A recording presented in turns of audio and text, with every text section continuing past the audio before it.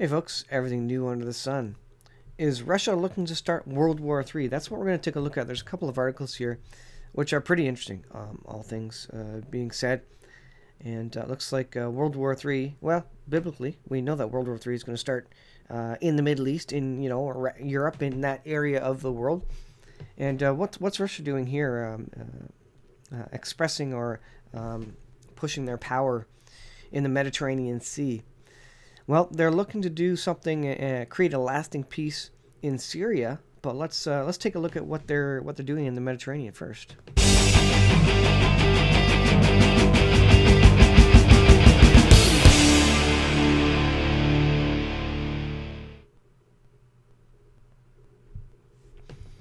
So this article is from jewsnews.co.il. Russian submarine activity is at its highest level since the Cold War, as Putin's navy develop a stronghold in the Mediterranean. It has been revealed.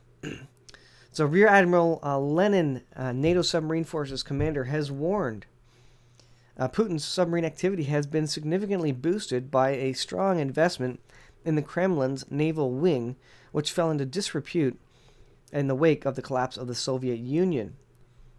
He said that Russia submarine activity is higher now than in the last 3 years. Than it has been since the Cold War. What we observed over the past 3 years are more deployments of annually of Russian submarines away from the local waters, which we have observed prior to this decade. Russia does not border the Mediterranean Sea. However, Russia has managed to muscle into the region after developing a naval base in Syria, thanks to Putin ally Bashar al-Assad. So they've got submarines going throughout the Mediterranean Sea. And this next article, this is from the BBC.com. HMS St. Albans UK frigate shadows Russian warship in the North Sea. So Russia is really projecting its power on the sea. And the European nations, are having to increase their monitoring of it. British frigate shadowed a Russian warship through the North Sea near UK waters on Christmas Day.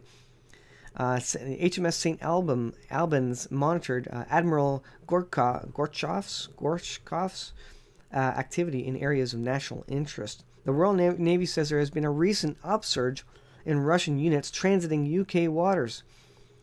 And it goes on here speaking about it. The British frigate remained at sea on Monday monitoring the Russian vessel and was due to return to Portsmouth on Tuesday. I will not hesitate in defending our waters or tolerate any form of aggression. And this is really Russia testing the readiness of basically NATO forces. And they're probing defenses. They've got their ships and their submarines in the Mediterranean and the North Sea. I'm sure they have submarines and warships, around North America somewhere, submarines for sure.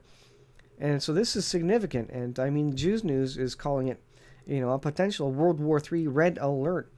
We know that there will be wars and rumors of wars increasing. I think 2018 is going to be a significant year of wars and rumors of wars. We're going to see an escalation. We saw an escalation and rumors of wars in 2017. But 2018 is shaping up to be the year when those rumors come to fruition. We think of North Korea; they're looking to do some sort of a preemptive strike, maybe after the Seoul Winter Olympics, which is in February, I think.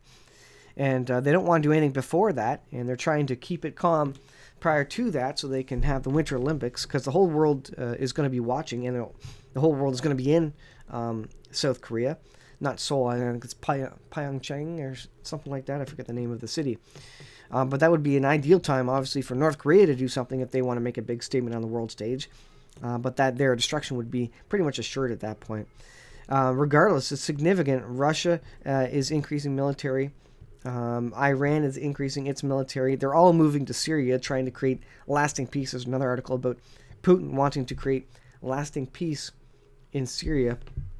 And, of course, North Korea, like I said, Saudi Arabia, Jordan. You have all these countries that are kind of angling, getting their forces ready. What are they getting them ready for? Well, they're getting them ready for the biblical end-time battles that are to occur? Do they know that these are prophesied, predicted, spoken of before they happen in the Bible?